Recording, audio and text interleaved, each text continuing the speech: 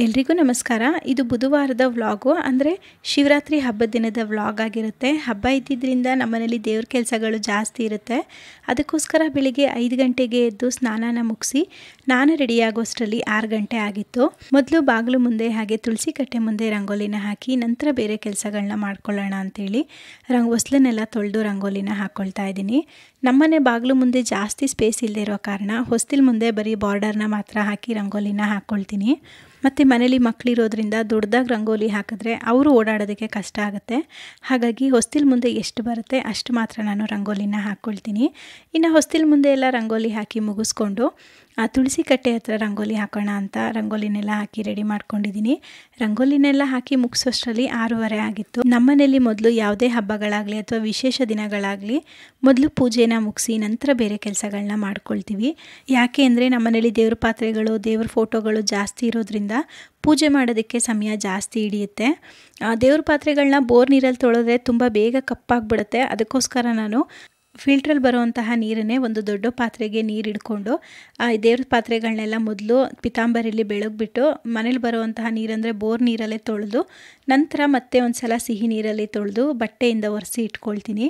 ಈ ರೀತಿ ಮಾಡೋದ್ರಿಂದ ದೇವ್ರ ಪಾತ್ರೆಗಳು ಬೇಗ ಕಪ್ಪಾಗಲ್ಲ. ಹಾಗೆ ನಾನು 15 ದಿನಕ್ಕೆ ಒಂದು ಸಲ ದೇವ್ರ ಪಾತ್ರೆ ತೊಳೆಯೋದ್ರಿಂದ ತುಂಬ ಜಾಸ್ತಿ ದೇವ್ರ ಪಾತ್ರೆನ ಉಜ್ಜಬೇಕು ಅನ್ನೋದು ಇರಲ್ಲ. ಅದಕ್ಕೋಸ್ಕರ ಈ ಒಂದು ಮೆಥಡನ್ನು ಫಾಲೋ ಮಾಡ್ತೀನಿ. ಮೊದಲೆಲ್ಲ ದೇವ್ರ ಪಾತ್ರೆಗಳನ್ನ ತೊಳೆಯೋದಕ್ಕೆ ಬೇರೆ ಬೇರೆ ಲಿಕ್ವಿಡ್ಗಳನ್ನ ಉಪಯೋಗಿಸ್ಕೊಳ್ತಾ ಇದೆ. ಬಟ್ ಅದರಲ್ಲಿ ಅಷ್ಟಾಗಿ ದೇವ್ರ ಪಾತ್ರೆಗಳು ತಕ್ಷಣಕ್ಕೆ ಬಿಳಿಯಾದ್ರೂ ಆಮೇಲೆ ತುಂಬ ಬೇಗ ಕಪ್ಪಾಗ್ಬಿಡ್ತು. ಅದಕ್ಕೋಸ್ಕರ ಈಗ ಬರೀ ಪಿತಾಂಬರಿ ಮತ್ತು ನಿಂಬೆಹಣ್ಣು ಅಥವಾ ಹುಣಸೆಹಣ್ಣು ಹಾಕಿನೇ ದೇವ್ರ ಪಾತ್ರೆಗಳನ್ನ ತೊಳ್ಕೊಳ್ತೀನಿ. ನಮ್ಮನೇಲಿ ವಿಗ್ರಹಗಳು ದೇವ್ರ ಪಾತ್ರೆ ಜಾಸ್ತಿ ಇದ್ದಿದ್ದರಿಂದ ದೇವ್ರ ಮನೆಯೂ ಸಹ ಚಿಕ್ಕದಾಗಿದೆ. ಹಾಗಾಗಿ ಇಡೋದಕ್ಕೆ ಜಾಗ ಸಾಕಾಗ್ತಿರ್ಲಿಲ್ಲ ಅಂತ ಇನ್ಸ್ಟಾಗ್ರಾಮಲ್ಲಿ ನಾನು ಈ ರೀತಿ ಒಂದು ವುಡನ್ ಸ್ಟೆಪ್ಪನ್ನ ತಗೊಂಡು ತುಂಬ ದಿನವೇ ಆಯಿತು. ಏನಿಲ್ಲ ಅಂದರೂ ಒಂದು 8 ರಿಂದ 9 ತಿಂಗಳೇ ಆಯ್ತು ಅನಿಸುತ್ತೆ. ಅದನ್ನು ತೆಗೆದಿಟ್ಬಿಟ್ಟಿದ್ದೆ. ಇವತ್ತು ಬಳಸೋಣ ಅಂಥೇಳಿ ಅದನ್ನು ಸಹ ಎಲ್ಲ ಒರೆಸಿ ಕ್ಲೀನ್ ಮಾಡಿ ತೆಗೆದಿಟ್ಕೊಂಡಿದ್ದೀನಿ. ಇನ್ನು ವಿಗ್ರಹಗಳಿಗೆ ಅಭಿಷೇಕ ಮಾಡೋದಿತ್ತು. ಹಾಗಾಗಿ ಅಭಿಷೇಕಕ್ಕೆ ಬೇಕಾಗಿರುವಂತಹ ಹಾಲು, ಮೊಸರು, ಬಾಳೆಹಣ್ಣು, ಕಲ್ಸಕ್ಕರೆ, ಗೋಡಂಬಿ, ದ್ರಾಕ್ಷಿ, ಖರ್ಜೂರ, ಜೇನುತುಪ್ಪ, ತುಪ್ಪ ಇದನ್ನೆಲ್ಲ ರೆಡಿ ಮಾಡಿ ಇಟ್ಕೊಂಡಿದ್ದೀನಿ. ಇನ್ನು ಯಾವುದೇ ದೀಪಗಳಿಗೆ ಈ ರೀತಿ ವಿಕ್ಕನ್ನ ಹಾಕಿ ಇಡೋದ್ರಿಂದ ಎಣ್ಣೆ ಸೋರೋದಿಲ್ಲ, ಜೊತೆಗೆ ದೀಪನೂ ಸಹ ಚೆನ್ನಾಗಿ ಉರಿಯುತ್ತೆ. ಹಾಗಾಗಿ ಈ ಶಂಕು ದೀಪಕ್ಕೆ ನಾನು ಈ ರೀತಿ ಒಂದು ವಿಕ್ಕನ್ನ ಹಾಕಿ ಇಟ್ಕೊಂಡಿದ್ದೀನಿ. ಇಷ್ಟೆಲ್ಲ ಮಾಡೋಷ್ಟರಲ್ಲಿ ಟೈಮ್ 9:30 ಆಗ್ತಾ ಬಂದುಬಿಡ್ತು. ಇನ್ನು ಮಕ್ಕಳಿಗೆ ಹೊಟ್ಟೆ ಹಶ್ವಾಗುತ್ತೆ, ಊಟ ಕೇಳ್ತಾರೆ ಫಸ್ಟ್. ಅದಕ್ಕೋಸ್ಕರ ಅವ್ರಿಗೆ ಉಪ್ಪಿಟ್ಟನ್ನ ಮಾಡಿ ನಂತರ ನಾನು ದೇವ್ರ ಕೆಲಸಗಳನ್ನ ಮಾಡ್ಕೊಳ್ಳೋಣ ಅಂಥೇಳಿ ರೆಡಿ ಮಾಡ್ಕೊಳ್ತಾ ಇದ್ದೀನಿ. ನಮ್ಮನೇಲಿ ನನ್ನ ಹಸ್ಬೆಂಡು ಮತ್ತು ನಾನು ಯಾವುದೇ ದೇವ್ರ ಪೂಜೆಗಳಿದ್ರು ಅವ್ರು ಸ್ವಲ್ಪ ಕೆಲಸ ನಾನು ಸ್ವಲ್ಪ ಕೆಲಸಗಳನ್ನ ಮಾಡ್ಕೊಳ್ತೀವಿ. ಅವ್ರಿಗೆ ಹಬ್ಬದ ದಿನ ರಜೆ ಇಲ್ಲದೆ ಇರೋದ್ರಿಂದ ಮೀಟಿಂಗಲ್ಲಿದ್ದರು. ಹಾಗಾಗಿ ನಾನೇ ಪ್ರತಿಯೊಂದು ಕೆಲಸಗಳನ್ನೂ ಮಾಡಬೇಕಿದ್ದರಿಂದ ಸ್ವಲ್ಪ ಸಮಯ ಜಾಸ್ತಿನೇ ಹಿಡೀತು. ಹಾಗಾಗಿ ಉಪ್ಪಿಟ್ಟನ್ನು ಮಾಡಿಕೊಟ್ಬಿಟ್ರೆ ಮಕ್ಕಳು ತಿಂತಾಯಿರ್ತಾರೆ, ನಾನು ಪೂಜೆ ಮಾಡ್ಕೊಬೋದು ಅಂತ ಮಾಡ್ಕೊಳ್ತಾ ಇದ್ದೀನಿ. ಮೊದಲಿಗೆ 1 ಕಪ್ ಆಗೋಷ್ಟು ರವೆನ ಹುರಿದಿಟ್ಕೊಂಡು ಆನಂತರ ಕಡಾಯಿಗೆ ಸ್ವಲ್ಪ ಎಣ್ಣೆ, ಜೀರಿಗೆ, ಸಾಸಿವೆ, ಕಡಲೆಬೇಳೆ, ಉದ್ದಿನಬೇಳೆ, ಸ್ವಲ್ಪ ಇಂಗು, ಶುಂಠಿ ಹಾಗೆ ಈರುಳ್ಳಿನ ಹಾಕಿ ಫ್ರೈ ಮಾಡಿಕೊಂಡು ಹಸಿಮೆಣಸಿನ್ಕಾಯಿ, ಕರಿಬೇವನ್ನ ಹಾಕಿ ಫ್ರೈ ಮಾಡ್ಕೊಳ್ತಾ ಇದ್ದೀನಿ. ತರಕಾರಿನ ಕಟ್ ಮಾಡೋಷ್ಟರಲ್ಲಿ 1 ಕಪ್ ಆಗೋಷ್ಟು ಅವರೆಕಾಳಿಗೆ ಸ್ವಲ್ಪ ಉಪ್ಪನ್ನು ಹಾಕಿ ಬೇಯಿಸಿಟ್ಕೊಂಡಿದ್ದೆ. ಅದನ್ನು ಸೇರಿಸ್ಕೊಂಡು 1 ಕಪ್ ಆಗೋಷ್ಟು ಸಬ್ಬಸಿಗೆ ಸೊಪ್ಪನ್ನು ಹಾಕಿ ಮಿಕ್ಸ್ ಮಾಡ್ಕೊಳ್ತಾ ಇದ್ದೀನಿ. ಆ ಸೊಪ್ಪಲ್ಲಿರುವಂತಹ ನೀರಂಶ ಎಲ್ಲ ಡ್ರೈ ಆಗೋವರೆಗೂ ಫ್ರೈ ಮಾಡ್ಕೊಬೇಕು. ನಂತರ 2.5 ಕಪ್ ಆಗೋಷ್ಟು ಕುದೀತಾ ಇರುವಂತಹ ಬಿಸಿ ನೀರನ್ನು ಸೇರಿಸ್ಕೊಂಡು ರುಚಿಗೆ ಎಷ್ಟು ಬೇಕಾಗುತ್ತೆ ಅಷ್ಟು ಉಪ್ಪನ್ನು ಹಾಕಿ ಹುರಿದಿಟ್ಟಿದ್ದಂತಹ ರವೆನ ಸ್ವಲ್ಪನೇ ಸೇರಿಸ್ಕೊಂಡು ಇದನ್ನು ಮಿಕ್ಸ್ ಮಾಡ್ಕೊಳ್ತಾ ಬರಬೇಕು. ರವೆ ಎಲ್ಲ ನೀರಂಶನ ಹೀರ್ಕೊಂಡು ಸ್ವಲ್ಪ ಗಟ್ಟಿ ಆಗ್ತಿದೆ ಅನ್ನೋ ಸಂದರ್ಭದಲ್ಲಿ ಸ್ಟವ್ನ ಕಡಿಮೆ ಉರಿಲೇ ಇಟ್ಟು ಒಂದು ಲಿಡ್ನ ಕ್ಲೋಸ್ ಮಾಡಿಕೊಂಡು ಇದನ್ನು ಒಂದು 5 ನಿಮಿಷ ಬಿಡ್ತಾ ಇದ್ದೀನಿ ಅಷ್ಟೇ.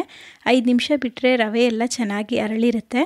ಇದಕ್ಕೆ ಇವಾಗ ಸ್ವಲ್ಪ ಕೊತ್ತಂಬರಿ ಸೊಪ್ಪು ಹಾಗೆ 1 ಕಪ್ ಆಗೋಷ್ಟು ಹಸಿ ತೆಂಗಿನಕಾಯಿ ತುರಿನ ಸೇರಿಸಿ ಮಿಕ್ಸ್ ಮಾಡ್ಕೊಳ್ತಿದ್ದೀನಿ.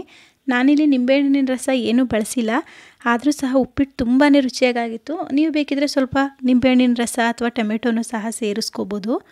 ರಾತ್ರಿ ಉಪ್ಪಿಟ್ಟನ್ನ ಮಾಡಬೇಕಂತ ಅಂದ್ಕೊಂಡಿದ್ದೆ, ಆದರೆ ಬೆಳಿಗ್ಗೆ ಟೈಮ್ ಇಲ್ಲದೆ ಇರೋದ್ರಿಂದ ಉಪ್ಪಿಟ್ಟಾದರೆ ಬೇಗ ಆಗಿಬಿಡತ್ತೆ ಅಂತ ಬೆಳಿಗ್ಗೆನೇ ಉಪ್ಪಿಟ್ಟನ್ನ ಮಾಡ್ಕೊಂಬಿಟ್ಟೆ. ನಾನಿನ್ನು ಪೂಜೆ ಎಲ್ಲ ಮುಗಿಸಿ ಅಭಿಷೇಕ ಮಾಡಿ ದೇವಸ್ಥಾನಕ್ಕೆಲ್ಲ ಹೋಗಿ ಬರೋಷ್ಟರಲ್ಲಿ 12:30 1 ಗಂಟೆ ಆಗಿಬಿಡತ್ತೆ ಅಂತ ಮಕ್ಕಳಿಗೆಲ್ಲ ತಿಂಡಿನ ಕೊಟ್ಟು ನಾನು ಸಹ ತಿಂಡಿನ ಮುಗಿಸ್ಕೊಂಡ್ಬಿಟ್ಟೆ.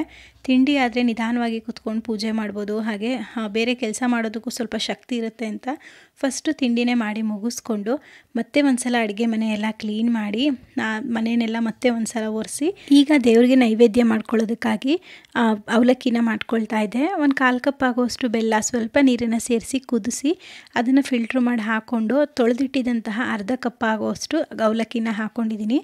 ಅವಲಕ್ಕಿ ಎಲ್ಲ ಸ್ವಲ್ಪ ನೀರಂಶ ಎಲ್ಲ ಹೀರ್ಕೊಳ್ತಿದ್ದಾಗೇ ಇದಕ್ಕೆ 1 ಸ್ಪೂನ್ ಆಗೋಷ್ಟು ತುಪ್ಪ, ಒಂದು ಅರ್ಧ ಸ್ಪೂನ್ ಆಗೋಷ್ಟು ಏಲಕ್ಕಿ ಪುಡಿ, ಒಂದು ಅರ್ಧ ಕಪ್ ಆಗೋಷ್ಟು ತೆಂಗಿನಕಾಯಿ ತುರಿನ ಹಾಕಿ ಮಿಕ್ಸ್ ಮಾಡಿಕೊಂಡ್ರೆ ನಮಗೆ ನೈವೇದ್ಯಕ್ಕೆ ಸಿಹಿ ಅವಲಕ್ಕಿ ರೆಡಿ ಆಗುತ್ತೆ. ಇನ್ನು ನಾನು ಸಹ ತಲೆನೆಲ್ಲ ಬಾಚಿಕೊಂಡು ನಂತರ ಪೂಜೆ ಮಾಡೋಣ ಅಂತ ರೆಡಿ ಆಗ್ತಾ ಇದ್ದೀನಿ. ಮೊದಲೇ ಹೇಳ್ದಂಗೆ ನಮ್ಮನೆ ದೇವ್ರ ಮನೆ ತುಂಬ ಚಿಕ್ಕದಾಗಿರೋದ್ರಿಂದ ಅಲ್ಲಿ ಸ್ವಲ್ಪ ಅಭಿಷೇಕ ಮಾಡೋದಕ್ಕೆಲ್ಲ ಕಷ್ಟ ಆಗುತ್ತೆ. ಹಾಗಾಗಿ ಹಾಲಲ್ಲೇ ಮತ್ತೆ ಒಂದು ಸಲ ಮನೆಯೆಲ್ಲ ಒರೆಸ್ಕೊಂಡು ಅಭಿಷೇಕನೆಲ್ಲ ಮಾಡ್ಕೊಳ್ತೀವಿ. ಮೊದಲು ಹಾಲು, ಮೊಸರು, ತುಪ್ಪ, ಜೇನುತುಪ್ಪ ಹಾಗೆ ಡ್ರೈ ಫ್ರೂಟ್ಸು, ಕಲ್ಸಕ್ಕರೆ, ಬಾಳೆಹಣ್ಣು ಇದನ್ನೆಲ್ಲ ಹಾಕಿ ಪಂಚಾಮೃತ ಅಭಿಷೇಕನ ಮಾಡ್ಕೊಂಡಿದ್ದೀನಿ. ನಾನು ಮಿನಿ ವ್ಲಾಗ್ಸಲ್ಲಿ ಈ ಅಭಿಷೇಕದ ವಿಡಿಯೋ ಹಾಕಿದಾಗ ಕೆಲವೊಬ್ಬರು ಕಮೆಂಟ್ ಮಾಡಿ ಕೇಳಿದ್ರಿ, ಇಷ್ಟು ದೊಡ್ಡ ವಿಗ್ರಹಗಳನ್ನ ಮನೇಲಿ ಇಟ್ಕೊಬಾರ್ದಲ್ವ, ನಾವು ಮನೇಲಿ ಇಟ್ಕೊಳ್ಳೋಂತಹ ವಿಗ್ರಹಗಳು ಮುಷ್ಟಿ ಒಳಗಡೆನೇ ಇರಬೇಕು, ಯಾಕೆ ಮುಷ್ಟಿಗಿಂತ ದೊಡ್ಡದಾಗಿರುವಂತಹ ವಿಗ್ರಹಗಳನ್ನ ಇಟ್ಟಿದ್ದೀರಾ ಅಂತ. ಮುಷ್ಟಿ ಒಳಗಡೆನೇ ಇರುವಂತಹ ವಿಗ್ರಹಗಳನ್ನ ಯಾಕೆ ಮನೇಲಿ ಇಟ್ಕೋಬೇಕು ಅಂದರೆ, ಮನೇಲಿ ಇರೋರಿಗೆ ಅಥವಾ ಮನೇಲಿ ವಿಗ್ರಹಗಳನ್ನ ಇಟ್ಕೊಳ್ಳೋರಿಗೆ ಅಭಿಷೇಕ ಮಾಡೋದಾಗಲಿ ಅಥವಾ ಯಾವ ರೀತಿ ನೈವೇದ್ಯ ಮಾಡಬೇಕು ಅನ್ನೋದಾಗಲಿ ಅದು ಗೊತ್ತಿರಲ್ಲ. ಅದಕ್ಕೋಸ್ಕರ ಮುಷ್ಟಿ ಒಳಗಡೆ ಇರುವಂತಹ ವಿಗ್ರಹಗಳನ್ನ ಮನೇಲಿ ಇಟ್ಕೊಂಡ್ರೆ ಒಳ್ಳೆಯದು ಅಂತ ಹೇಳ್ತಾರೆ. ಮುಷ್ಟಿಗಿಂತ ದೊಡ್ಡದಾಗಿದ್ದರೆ ವಿಗ್ರಹಗಳು, ಅದಕ್ಕೆ ಅಭಿಷೇಕ ಅಂದರೆ ಅರಿಶಿನ, ಕುಂಕುಮ, ಗಂಧ ಹಾಗೆ ಪಂಚಾಮೃತ ಅಭಿಷೇಕಗಳು ತಿಂಗಳಿಗೆ ಒಮ್ಮೆನಾದರೂ ಮಾಡಲೇಬೇಕಾಗತ್ತೆ. ಹಾಗೆ ಪ್ರತಿ ವಾರ ನೈವೇದ್ಯನ ಮಾಡಲೇಬೇಕು. ಹಾಗಾಗಿ ಪ್ರತಿಯೊಬ್ಬರಿಗೂ ಅದು ಬರಲ್ಲ, ಹಾಗೆ ಅಷ್ಟು ಅವಕಾಶ ಸಮಯ ಇರಲ್ಲ ಅಂಥೇಳಿ ಮುಷ್ಟಿ ಒಳಗಡೆ ಇರುವಂತಹ ವಿಗ್ರಹಗಳನ್ನೇ ತಗೊಳ್ತಾರೆ. ಆದರೆ ಕಾರಣ ಏನಂತ ಕೆಲವೊಬ್ಬರಿಗೆ ಗೊತ್ತಿರಲ್ಲ ಅಷ್ಟೇ. ನಮ್ಮನೇಲಿರುವಂಥ ಇಷ್ಟು ದೊಡ್ಡ ದೊಡ್ಡ ವಿಗ್ರಹಗಳಿಗೆ ನಾವು ನೈವೇದ್ಯ ಹಾಗೆ ಅಭಿಷೇಕನ ಕಂಪಲ್ಸರಿ ಮಾಡೇ ಮಾಡ್ತೀವಿ. ಅದು ಎಷ್ಟೇ ಕೆಲಸ ಇರಲಿ, ಯಾವ ದಿನಗಳಾದರೂ ಆಗಲಿ ಅಭಿಷೇಕ ಹಾಗೆ ನೈವೇದ್ಯಗಳು ಮಾಡೇ ಮಾಡೋದ್ರಿಂದ ಇಷ್ಟು ದೊಡ್ಡ ವಿಗ್ರಹಗಳನ್ನ ನಾನು ಮನೇಲಿ ಇಟ್ಕೊಂಡಿದ್ದೀನಿ. ನನಗೆ ಈ ರೀತಿಯಾಗಿ ದೇವ್ರುಗಳನ್ನ ಅಲಂಕಾರ ಮಾಡೋದು, ಪೂಜೆ ಮಾಡೋದು ಅಥವಾ ಅಭಿಷೇಕ ಮಾಡೋದು, ದೇವ್ರುಗಳಿಗೆ ಹೊಂದುವಂತಹ ಒಡವೆಗಳನ್ನ ಹಾಕಿ ಪೂಜೆ ಮಾಡೋದಂದರೆ ತುಂಬಾ ಇಷ್ಟ. ಹಾಗಾಗಿ ಹಬ್ಬಗಳಲ್ಲಿ ಮಾತ್ರ ನಾನು ನಮ್ಮನೆ ದೇವರು ನರಸಿಂಹಸ್ವಾಮಿ ಆಗಿರೋದ್ರಿಂದ ಆ ಒಂದು ವಿಗ್ರಹಕ್ಕೆ ಈ ರೀತಿಯಾಗಿ ಅಲಂಕಾರ ಮಾಡಿಕೊಂಡು ಪೂಜೆನ ಮಾಡ್ತೀವಿ. ನಮಗೆ ಈ ರೀತಿಯಾಗಿ ಪೂಜೆ ಮಾಡೋದ್ರಿಂದ ಮನೆಯೆಲ್ಲ ಒಂದು ಪಾಸಿಟಿವ್ ವೈಬ್ಸ್ ತುಂಬ್ಕೊಂಡಂಗಿರುತ್ತೆ. ಜೊತೆಗೆ ಮನಸ್ಸು ಸಹ ತುಂಬ ಹಗುರವಾಗಿ ಏನೋ ಒಂಥರ ರಿಲ್ಯಾಕ್ಸ್ ಅಂತ ಅನಿಸುತ್ತೆ. ಹಾಗಾಗಿ ನಾನು ಇದೇ ರೀತಿಯೇ ಪೂಜೆ ಮಾಡ್ಕೊಳ್ತೀನಿ. ಇನ್ನು ದೇವ್ರ ಹೊಸ್ತಿಲನ್ನೆಲ್ಲ ಒರೆಸಿ ಕ್ಲೀನ್ ಮಾಡಿಕೊಂಡು ಪೂಜೆನ ಮಾಡಿ ಮುಗಿಸ್ಕೊಳ್ತಾ ಇದ್ದೀವಿ. ಪೂಜೆ ಮಾಡಿ ಮುಗಿಸೋಷ್ಟರಲ್ಲಿ 11:30 ಆಗಿತ್ತು. ನಾನು ಧೂಪ ಬೆಳಗ್ತಾ ಇರುವಂತಹ ಈ ಗೃಹಶುದ್ಧಿ ಸಾಂಬ್ರಾಣಿಲಿ ಬಿಲ್ಪತ್ರೆ ಹಾಗೆ ಬೇವಿನ ಪುಡಿ, ಜಾಕಾಯಿ, ಲವಂಗ, ಏಲಕ್ಕಿ, ತುಪ್ಪ, ಬಿಳಿ ಸಾಸಿವೆ, ಕಲ್ಲುವು, ದವನ, ಮರುಗ, ಗುಲಾಬಿ ಹೀಗೆ ಸುಮಾರು ರೀತಿಯಾಗಿ ಒಂದು 13ರಿಂದ 18 ರೀತಿಯಾಗಿರುವಂತಹ ಆಯುರ್ವೇದ ಪದಾರ್ಥಗಳನ್ನ ಹಾಕಿ ಈ ಧೂಪನ ಮಾಡಿರ್ತಾರೆ. ಹಾಗಾಗಿ ಇದನ್ನು ಮನೇಲಿ ಧೂಪ ತೋರಿಸಿದಾಗ ಮನೆಯೂ ಸಹ ಪಾಸಿಟಿವ್ ವೈಬ್ಸ್ ಆಗಿ ಕ್ರಿಯೇಟ್ ಆಗುತ್ತೆ. ಹಾಗೆ ಮನೆಯೂ ಸಹ ಪರಿಮಳವಾಗಿ ಚೆನ್ನಾಗಿರುತ್ತೆ. ಯಾವುದೇ ರೀತಿಯಾದ ಕೆಂಬರೋದಾಗಲಿ ಈ ಒಂದು ಹೊಗೆಗೆ ಅಥವಾ ಕಣ್ಣುರಿ ಆಗಲಿ ಅದು ಯಾವುದೂ ಆಗಲಿಲ್ಲ. ಪೂಜೆ ಎಲ್ಲ ಮಾಡಿ ಮುಗಿಸಿದ ಮೇಲೆ ದೇವ್ರ ಮನೆ ಈ ಥರ ಕಾಣಿಸ್ತಾ ಇದೆ. ನಿಮ್ಗೆ ಇಷ್ಟ ಆಯಿತಾ ಇಲ್ವಾ ಅಂತ ನನಗೆ ಕಮೆಂಟ್ ಮೂಲಕ ತಿಳಿಸಿ. ಪೂಜೆನೆಲ್ಲ ಮಾಡಿ ಮುಗಿಸ್ಕೊಂಡು ಪ್ರಸಾದನೆಲ್ಲ ತಿಂದು ಒಂದು 10 ನಿಮಿಷ ಮನೇಲೇ ಇದ್ದು ನಂತರ ನಾವು ಕಾಶಿ ವಿಶ್ವನಾಥೇಶ್ವರ ದೇವಸ್ಥಾನಕ್ಕೆ ಹೋಗಿ ಪೂಜೆನ ಮುಗಿಸ್ಕೊಂಡು ಮನೆಗೆ ಬಂದ್ವಿ.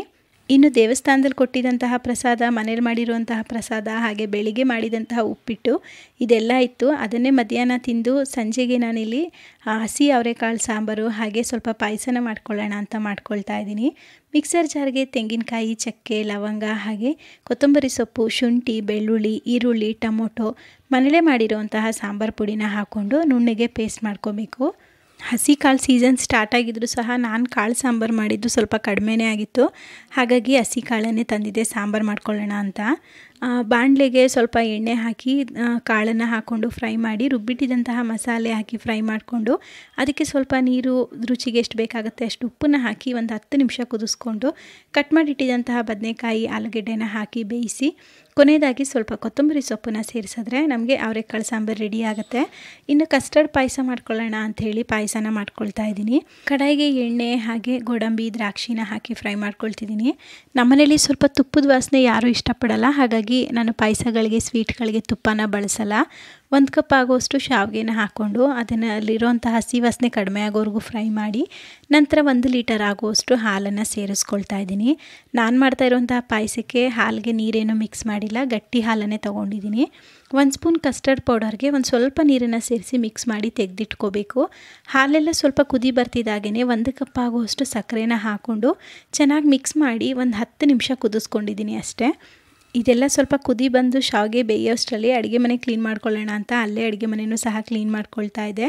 ಒಂದು 10 ನಿಮಿಷ ಕುದಿ ಬಂದಮೇಲೆ ಇದಕ್ಕೆ ಮಿಕ್ಸ್ ಮಾಡಿಟ್ಟಿದ್ದಂತಹ ಕಸ್ಟರ್ಡು ಹಾಗೆ ಒಂದು ಸ್ವಲ್ಪ ಬಾದಾಮಿ, 1-2 ಸ್ಪೂನ್ ಆಗೋಷ್ಟು ಏಲಕ್ಕಿ ಪೌಡರ್ನ ಹಾಕಿ ಮಿಕ್ಸ್ ಮಾಡ್ಕೊಂಡಿದ್ದೀನಿ. ಮಿಕ್ಸ್ ಮಾಡಿ ಒಂದು 5 ನಿಮಿಷ ಕುದಿಸ್ಕೊಂಡ್ರೆ ಸಾಕು, ನಮಗೆ ಕಸ್ಟರ್ಡ್ ಪಾಯಸ ರೆಡಿ ಆಗುತ್ತೆ. ಕಸ್ಟರ್ಡ್ ಪೌಡರ್ ಬದಲಾಗಿ ಯಾವಾಗಲೂ ಬಾದಾಮಿ ಪೌಡರ್ನ ಹಾಕ್ಕೊಳ್ತಿದ್ದೆ, ಬಟ್ ಬಾದಾಮಿ ಪೌಡರ್ ಮನೇಲಿ ಖಾಲಿ ಆಗಿದ್ದರಿಂದ ಕಸ್ಟರ್ಡ್ ಪೌಡರ್ನ ಹಾಕಿ ಮಾಡಿದ್ದೆ. ರುಚಿ ಇಷ್ಟು ಚೆನ್ನಾಗಿ ಬರುತ್ತೆ ಅಂತ ಅಂದ್ಕೊಂಡಿರಲಿಲ್ಲ. ಮನೇಲಿ ನನ್ನ ಹಸ್ಬೆಂಡ್ ಮತ್ತು ಮಕ್ಕಳು ಎಲ್ಲರೂ ಸಹ ಊಟ ಮಾಡೋದಕ್ಕಿಂತ ಹೆಚ್ಚಾಗಿ ಈ ಖೀರನ್ನೇ ತಿಂದರು, ತುಂಬ ಚೆನ್ನಾಗಿದೆ ಅಂತ. ಇದಿಷ್ಟು ನನ್ನ ಹಬ್ಬದ ವ್ಲಾಗ್ ಆಗಿತ್ತು. ಈ ವ್ಲಾಗ್ ನಿಮಗೆ ಸ್ವಲ್ಪನಾದರೂ ಯೂಸ್ಫುಲ್ ಅಂತ ಅನಿಸಿದ್ರೆ ಲೈಕ್ ಮಾಡಿ, ಹಾಗೆ ನನ್ನ ಚಾನಲ್ನ ಸಬ್ಸ್ಕ್ರೈಬ್ ಮಾಡ್ಕೊಳ್ಳಿ. ಈ ವಿಡಿಯೋನ ನಿಮ್ಮ ಫ್ಯಾಮಿಲಿ ಫ್ರೆಂಡ್ಸ್ ಎಲ್ಲರಿಗೂ ಸಹ ಶೇರ್ ಮಾಡಿ. ಇಷ್ಟೆಲ್ಲ ವೆರೈಟಿ ಅಡುಗೆಗಳನ್ನ ಮಾಡಿ ಈ ರೀತಿ ಪ್ಲೇಟಿಂಗ್ ಮಾಡಿಕೊಟ್ರೆ ಯಾರಿಗಿಷ್ಟ ಆಗಲ್ಲ ಹೇಳಿ. ಅದರಲ್ಲೂ ಸ್ಪೆಷಲಿ ಮಕ್ಕಳಂತೂ ತುಂಬ ಇಷ್ಟಪಟ್ಟು ತಿಂತಾರೆ. ನಮ್ಮ ಮನೇಲೂ ಸಹ ಮಕ್ಕಳು ಇಷ್ಟಪಟ್ಟು ಹೊಟ್ಟೆ ತುಂಬ ಊಟ ಮಾಡಿದ್ರು. ನಾಳೆ ಮತ್ತೆ ಹೊಸ ವಿಡಿಯೋ ಜೊತೆ ಸಿಗೋಣ. Thank you.